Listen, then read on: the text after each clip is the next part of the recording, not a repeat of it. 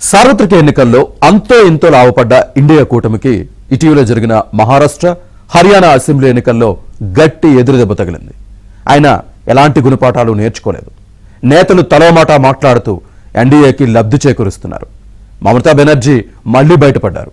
BJP అంటే ఇష్టం లేకపోయినా కాంగ్రెస్ ను అంగీకరించలేకపోతున్నారు ఇండి కూటమి నేతలు.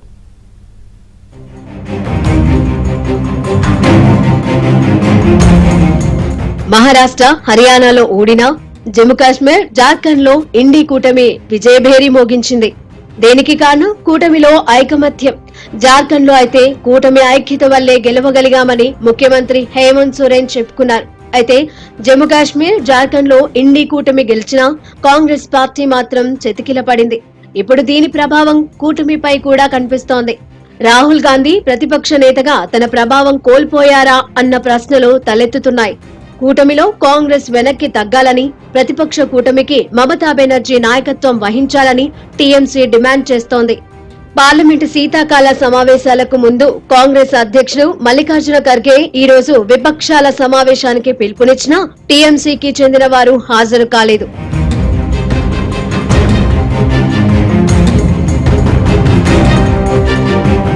మహారాష్ట్ర ఎన్నికల పరాజయానికి కాంగ్రెస్సే కారణమని తృణమూల్ కాంగ్రెస్ విమర్శిస్తోంది.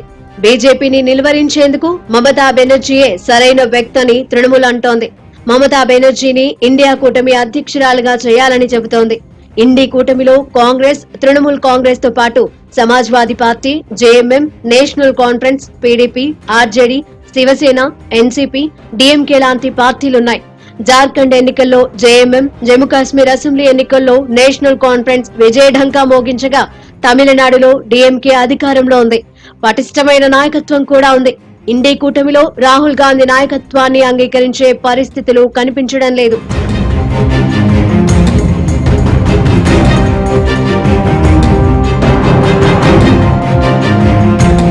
కాంగ్రెస్ తీసుకునే నిర్ణయాలకు తాము రబ్బర్ స్టాంప్లా ఉండలేమని, తమకంటూ వ్యక్తిత్వం ఉందన్నారు మమతా బెనర్జీ. అదానీ అవినీతి పేరుతో పార్లమెంటును నడవనీయకుండా కాంగ్రెస్ అడ్డుకుంటోందని, ఇది తమకు ఆమోదయోగ్యం కాదని మమతా బెనర్జీ తెలిపారు. ఒకే అంశంతో పార్లమెంటును నడవనీయకుండా చేస్తే దేశంలోని ఇతర సమస్యలు మరుగున పడిపోతాయని టీఎంసీ అభిప్రాయపడింది.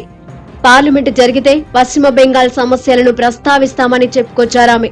తమకు కాంగ్రెస్ తో ఎన్నికల్లో పొత్తేమీ లేదని, ఇటీవల జరిగిన ఉప ఎన్నికల్లోనూ తాము పొత్తు పెట్టుకోలేదని తృణమూల్ గుర్తు చేసింది. బెంగాల్ ఉప ఎన్నికల్లో తృణమూల్ సొంతంగానే 6 సీట్లు గెలుచుకుంది. దీంతో కాంగ్రెస్ ను పట్టించుకోవాల్సిన అవసరం లేదన్న ఆలోచనలో ఉంది టీఎంసీ. మహారాష్ట్ర, హర్యానాలో ఓడిపోయాక ఆ కూటమిలో ప్రాబ్లమ్స్ వస్తున్నాయి. ఎందుకంటే జూన్ 2024 పార్లమెంట్ ఎలక్షన్స్ లో ఒక మంచి విజయం సాధించినట్టుగా కాంగ్రెస్ పార్టీ ఫీల్ అవి అప్పటి నుంచి మా ఇష్టం వచ్చినట్టుగా చేస్తున్నారు. వాళ్ళు ఏ పార్టీని కన్సల్ట్ చేయట్లేదు. అలాగే అరవింద్ కేజ్రీవాల్ కూడా మాట్లాడాడు. చాలామంది బయటికి రాపోయినా కాంగ్రెస్ పార్టీ చాలా వరకు ఎలక్షన్లు ఎక్కడైతే పోటీ చేస్తుందో అక్కడ పాస్ చేస్తుంది. అఖిలేష్ యాదవ్ కూడా మొన్న రిమార్క్స్ చేశాడు, కాంగ్రెస్తో వెళితే ఓటమి తప్పట్లేదు మనకని. ఇవన్నీ చూస్తే కాంగ్రెస్ పార్టీ మార్చుకుంటాదా పద్ధతి? రాహుల్ గాంధీ అందరినీ కన్సల్ట్ చేస్తాడా? ఒకే ఇష్యూ ఆయన పెట్ ఇష్యూస్ తీసుకొస్తాడా? ఇది చాలా సీరియస్ మ్యాటర్ అయిపోయాయి. అందువల్ల రాబోయే రోజుల్లో మనం చూసేది ఏంటంటే తప్పకుండా మార్పు అనేది మాత్రం వస్తుంది. లేకపోతే కాంగ్రెస్ పార్టీతో ఈ కూటమిలో ప్రమాదం వచ్చి విడిపోయే పరిస్థితులు కూడా ఉన్నాయి. కాంగ్రెస్ పార్టీ ఓవర్ కాన్ఫిడెన్స్ వల్లే దెబ్బతింటోందని ఆప్ నేత అరవింద్ కేజ్రీవాల్ అభిప్రాయపడ్డారు. కాంగ్రెస్ లో అహంకారం పెరిగిందని మహారాష్ట్రలో మిత్రపక్షాలే విమర్శించాయి. కాంగ్రెస్ పార్టీ ఒంటెద్దు పోకడలు మానుకోకపోతే తమ దారి తాము చూసుకుంటామని ఇండి కూటమిలో చిన్న పార్టీలు హింట్ ఇచ్చాయి. గత సార్వత్రిక ఎన్నికల్లో ఇండి కూటమి 230 సీట్లు గెలుచుకుందంటే అంతో ఇంతో ఐకమత్యంగా ఉండటమే. కానీ ఇప్పుడు ఆ పరిస్థితి లేదు. కూటమిలోని 23 పార్టీలు ఏ ఒక్కరినో తమ ప్రధాని అభ్యర్థిగా అంగీకరించే పరిస్థితే లేదు. అయితే మమతా బెనర్జీ ఇండి కూటమిలో ఉన్నా సొంత అజెండాతో వెళ్తున్నారంటూ కాంగ్రెస్, వామపక్షాలు ఆరోపించాయి. మరోవైపు రాహుల్ గాంధీ విధానాల వల్లే తాము ఓడిపోతున్నామని ఇండి కూటమిలో పలు పార్టీలు భావిస్తున్నాయి. కూటమిలో ఇతర పార్టీల సలహాలు, సూచనలు పట్టించుకోకుండా ఆయన ముందుకెళ్తున్నారని, తనకు నచ్చిన ప్రకటనలు ఇస్తున్నారనే విమర్శలు వ్యక్తమవుతున్నాయి.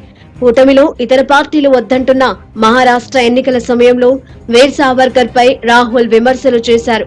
కులగణన, రిజర్వేషన్లపై ఉన్న 50% పరిమితిని పెంచుతామని చెప్పడం మరాఠా పార్టీలకు నచ్చలేదు. ప్రజలకు సంబంధించిన అంశాలు కాకుండా రాహుల్ తనకు నచ్చిన అంశాలను ఎన్నికల ప్రచారంలో లేవనెత్తడం కూడా మిత్రపక్షాలకు మింగుడు పడటం లేదు.